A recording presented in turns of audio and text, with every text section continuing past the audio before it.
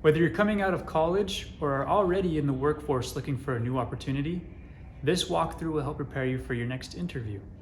We'll discuss specific recommendations for how you should prepare, and we'll provide specific questions and answers that you can personalize using your own experiences. Then, all you have to do is practice. I will start by saying that in your preparation, write everything down. Every example you might share, every question you might ask, write it down. When you write it on paper, you're writing it in your head. Don't expect that you'll remember it in the moment. You can also take a notebook into the interview with you. Write down questions that you want to ask and write down keywords for examples that you want to share. There's nothing wrong with that. The very first thing you're going to want to do is research the company and answer these basic questions. I would start with visiting their website, visit the About section, shop around if they have products, explore all the different pages that they have. Next thing I would do is visit Google, and then I would answer these questions. How long has the company been around? What are their primary products? Where do they sell their products? Is it domestically, internationally? Who are their customers? And who are their competitors? Now, you don't need to go crazy in this. This isn't the area that you need to make an impression for. Just show that you did your homework. Small opportunities might come up in the interview, but if you haven't done this, you won't realize those opportunities. All right, let's jump into some of the questions that you might encounter. Now, there could be variations of these, so I would highly recommend that you prepare multiple answers for each question. First one is, can you give me an example of a time when you solved or encountered a problem? Now, you want to organize your answer, and I would recommend you start by stating the problem, tell them what you did, and then state the result. There's different variations of this. There's the STAR method, which is the situation, tell, action, result. I like this. It's simple. It accomplishes that. What you want to make sure you do is that you organize it, because if you don't, you will ramble. And that's going to water down your answer and the message that you're trying to get across. Let's go over some tangible examples here now. First thing we'll do is state the problem or gap, and we're going to use numbers at any chance we get. We want to make sure that it's clear that they know that the problem is actually a problem. So you could talk about training in your department. Everyone complains about not enough people trained, which leads to overtime. And a metric you could use could be the number of hours or the number of dollars that you're spending, because there's a shortage in that training. You can talk about aged inventory if you're in a warehouse or in the retail world. Talk about cash flow if you can. Talk about the extra space that you're having to create to store this inventory and move it around. If you haven't had the opportunity to be part of some of these larger projects, maybe you're a student, that's okay. What they care about is that you clearly explain a problem and how you addressed it. So you could talk about your homework. You know, maybe there's a grade or a class that you were failing in or struggling in, or you were spending too much time studying and they were ineffective study sessions, if you even had study sessions. So let's put a grade here. To put yourself through college, maybe you worked at a restaurant or a fast food establishment, and somewhere in that there was a disorganized area there, which was impacting the customers. So you could talk about wait time. You could talk about the time it would take employees to go back and find stuff and how that was a struggle. Now tell them what you did. Here's where you're going to demonstrate your knowledge of the situation, and this is where they're likely going to ask additional questions. So try to use I statements. Do not use, as best you can, we. They want to hear what you did, not what someone else did. And if you weren't necessarily the leader of the project, that's okay. Saying my team is still better than saying we. Now, what you did should directly relate to these problems. Don't talk about aged inventory as the problem and then start talking about being understaffed. right? You said the problem was aged inventory. So tell them what you did. For the X training overtime issue, I created a training program, and I spent the next 4 weeks training additional employees. For the aged inventory, I put together a team where we blitzed the inventory that was aged, got rid of it, freed up cash flow, freed up merchandising space. For the homework, you organized a study session or a study group on different nights of the week. You set specific times to do that. For the back room, again, maybe you put together a team where you blitzed that, you got it all cleaned up, and then you put in some sustaining measure to where at the end of every shift or at the end of the week, someone would go in and tidy that or reorganize it again to make sure that it was a sustainable countermeasure. The last thing is tell them the result. And again, we're going to use numbers here because that will help them to understand that what you did actually addressed the problem. Right? It's an X to Y thing here. So X number of people trained, that reduced overtime from 35 hours to 10 hours a week, or use dollar amount if you can. If you want to explain to them how you're going to close the rest of the gap, because they might ask that. So yeah, I'm planning to train 2 additional people in the next 2 weeks, which will completely close that gap. Aged inventory, you can talk about the cash flow that was freed up. You can talk about the amount of inventory you got rid of and the additional space that you were able to use and utilize. For homework, it would be awesome if you could talk about a grade increase or a reduction in the amount of study time because it was now more effective. And for the back room, throw out wait time again. Customers are now waiting less because you guys can more effectively find what you need to in the back. In summary, you're going to prepare multiple examples to this question. There could be a variation that they ask. Write down your examples. When you write it down, you're writing it down in your brain. It'll also give you a chance to fine-tune it, tweak it, and you're going to want to write it in this format. State the problem, tell them what you did, tell them the result. Use numbers whenever you can. It's okay if you haven't had experiences, large-scale project experiences. What they're going to remember is that you are sharp and can approach a problem systematically and can explain a problem. They're not going to remember that you organized the back room or made your homework study sessions more productive. Last thing is to practice, practice, practice. Don't let the first time you give that answer be when it counts. Let that be the 100th time. Practice, practice, practice. The next question we're going to cover is tell me about a conflict or disagreement you had with a manager or coworker. Now what they're looking for when they ask this type of question is that you can resolve conflict or disagreements in a respectful way, potentially through compromise. They want to see that you don't place blame or have a victim mindset. You have a positive attitude. I would prepare answers to both scenarios, a manager and a coworker, and I would probably prepare multiple examples for both scenarios. Don't forget to formulate your answer in the same way that we did for the problem question. State the conflict or disagreement, tell them how you work to resolve it, tell them the result. Now, a word of caution for this question. I would recommend that you prepare your answer with a specific disagreement with a boss or coworker about how you guys approached something. That's the easiest and safest way to do this, but still, it gives a strong answer to the question.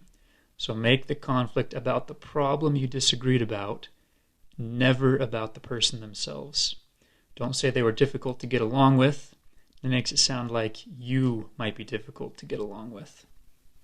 Here's our method for organizing our answer. We're going to state the conflict or disagreement.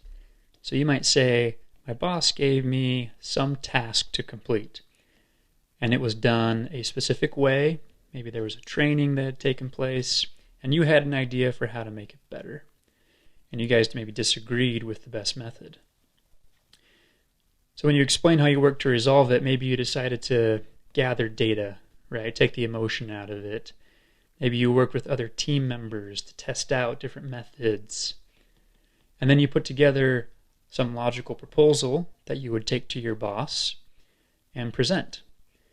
And after you did that, she happily accepted it because I had done my homework, I presented the data, and it resulted in some percent reduction in time or whatever the case may be.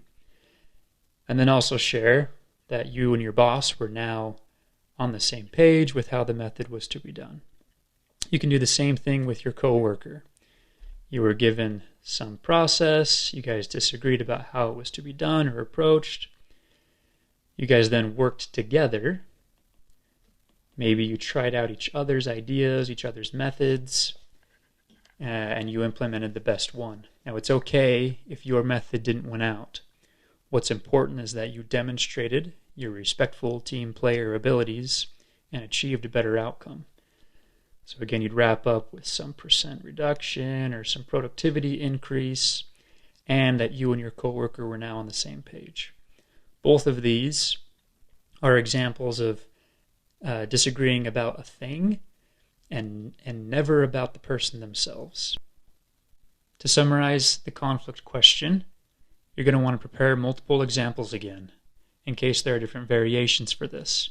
Prepare both manager and coworker examples. You want to write down your examples following the same format where you state the conflict, tell them how you work to resolve it, and tell them the result. Use numbers if you can. Don't be a victim, and don't choose an example with a bad outcome.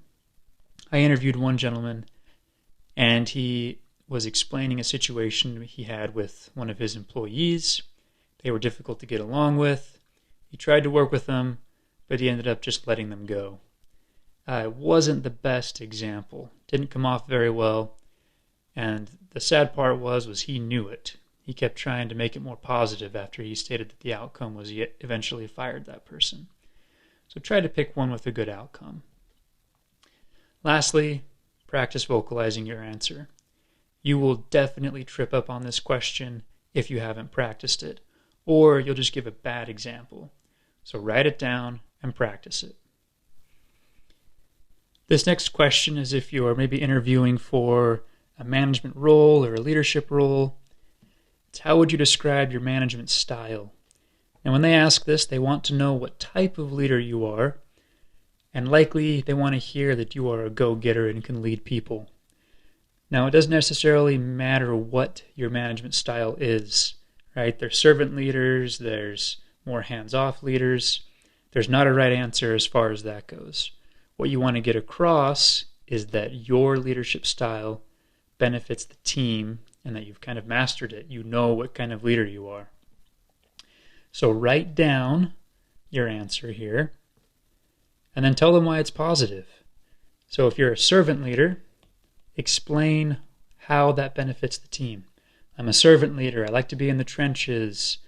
You might say that you like to relate to what your team is experiencing and understand what they're working on, and then explain that your team finds it beneficial. They're grateful to have me in the trenches, fighting their battles, and I can find the right balance of being involved and aware without micromanaging. If you're more of a hands-off leader, great. There's benefits to that too. Explain them. Explain how that allows your team to thrive while you're able to still give good direction and deliver results from a distance while trusting and empowering your people. I'm going to group these last two questions together. They're essentially two sides of the same coin. It's what is your greatest strength and what is an area of weakness? So of course, for both of these, write them down, practice them, and tweak them and make them more clear and concise. For the greatest strength, just know the answer to this question. Then you can share an impactful example to demonstrate how you used your strength to improve some situation. Following the same method that we've already talked about. State your problem, state how you used your strength, and the improved result. For the area of weakness question, be prepared to answer this, and don't use some twisty answer You know what I mean? I'm too good at something weird like that. They want to hear that you are self-aware, and they're also looking for any red flags. So don't say things like, "Oh, I'm difficult to get along with," or I procrastinate until the last minute. Those are just bad examples because they probably don't want that on their team. So I'd pick an attribute that can be a strength, but taken to an extreme could be a weakness. And by doing that, you're going to acknowledge the risk and then explain how you mitigate. For example, you might say that you could be a little headstrong, right, and passionate about what the team should do. And the risk is that people don't feel like their ideas are heard, or they may disagree with my direction. But then mitigate it. Talk about how you work to make that weakness not impact you or your team. So you can say, I try really hard every day to make the team feel comfortable. I constantly tell them to challenge my ideas. I hold one-on-ones to make sure that I'm hearing them, hearing their concerns. I'm passionate, but I always want to be open to their ideas. And then just say, hey, it's a balance I'm constantly trying to find with myself. So acknowledge the weakness, explain how it could cause difficulty, and that shows the self-awareness and a mature understanding, and then how you actively work on it. At some point in the interview, likely near the end, they'll turn it over to you to ask some questions. Make sure you ask some.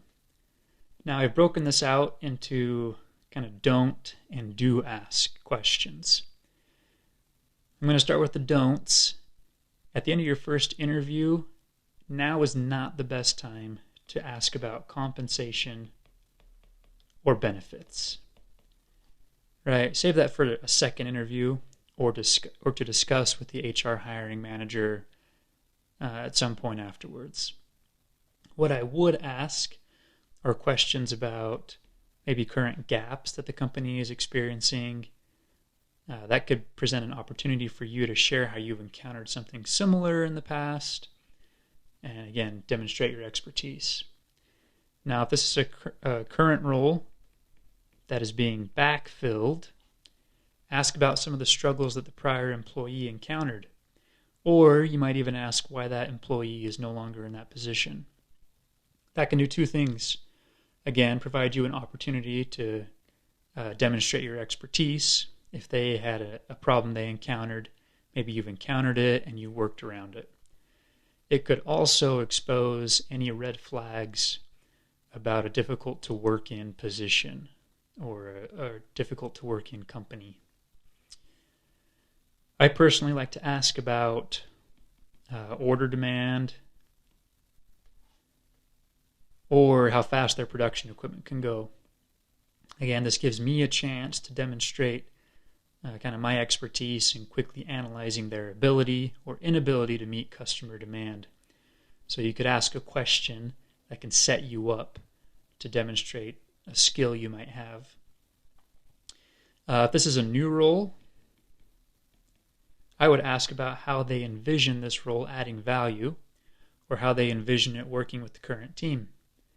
This will force them to set up a measure of success that you can restate back to them, and you can potentially add some additional benefits that you think might happen.